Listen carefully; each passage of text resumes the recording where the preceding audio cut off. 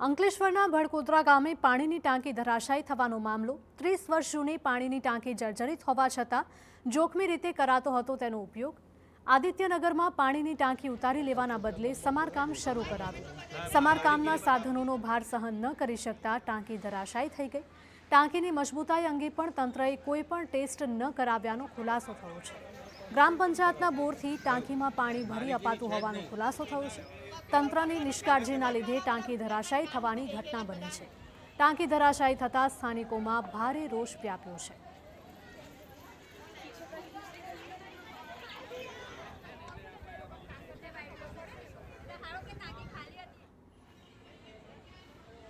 પડી ગયેલી છે તો અમે રજૂઆત કરેલી કે ટાંકી નવી કરવાની છે, પણ એનું કોઈ નિકાલ આવ્યો નથી ને અમે જૂની રિપેર કરવા માટે પણ મંજૂર કરેલા તો જૂની પણ અમને મંજૂર થયેલી, પણ રિપેર કામ ચાલતું હતું, પણ હાલ કામ કરતા કરતા પણ તૂટી ગયેલું।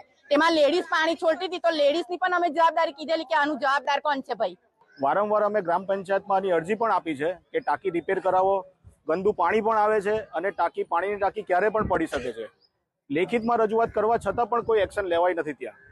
એટલે હવે પ્રેસ થ્રુ અમે કહીએ છીએ કે આનું કંઈક ઉકેલ લાવો જલ્દીથી જલ્દી। ત્યારે સમગ્ર મામલે ભાજપના જિલ્લા મહામંત્રીએ તૂટી ગયેલી ટાંકી 30 વર્ષ અગાઉ બિલ્ડર દ્વારા બનાવાઈ હોવાનું નિવેદન આપ્યું છે। ટાંકીની દેખરેખ ગ્રામ પંચાયત હેઠળ થતી હોવાનો ખુલાસો કર્યો। ત્યારે આગામી સમયમાં નવી ટાંકી બનાવીને સ્થાનિકોની પાણીની સમસ્યા દૂર કરવાનું નિવેદન આપ્યું છે। આ ટાંકીનું નિર્માણ બિલ્ડર દ્વારા કરવામાં આવ્યું હતું ને પાણીનું સંચાલન, પાણીની ટાંકીનું સંચાલન અમારી બહેનો, અમારી સોસાયટીની મહિલાઓ કરતા હતા અને સોસાયટીની ટાંકી હતી, એમાં પંચાયતનો ભાગ એમાં કોઈ હતો નહીં। પણ હવે ચોક્કસ ખાતરી આપું છું કે જ્યાં સોસાયટીની પાણીની ટાંકી તૂટી છે એમાં સરકાર દ્વારા પાણીની ટાંકી મંજૂર કરાવીશું અને એ 300 ઘરને ફરીથી પાણીનો લાભ અપાવીશું।